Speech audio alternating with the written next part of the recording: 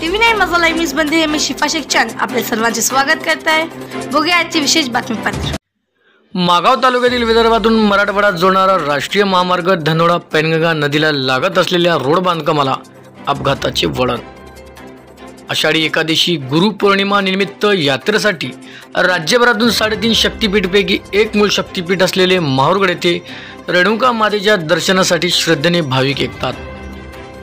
दरवर्षी पौर्णिमेला भाविक भक्तांची मोठी गर्दी होत असते। विदर्भातून धनोडा या मार्गाने मराठवाड्यामध्ये असलेल्या माहूरगडावर रेणुका मातेचे असे भव्य मंदिर आहे।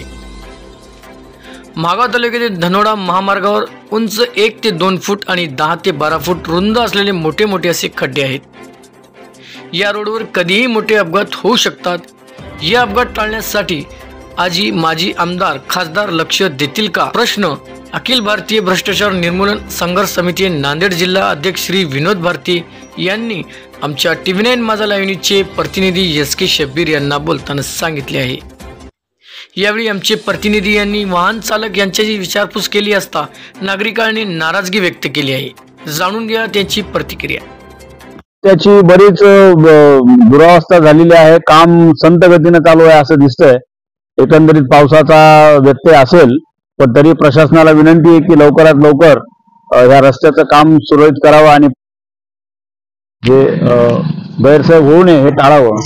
तसे प्रशासनानं राज्य सरकारनं केंद्र सरकारनं रस्त्याचं खूप चांगलं नियोजन केलंय।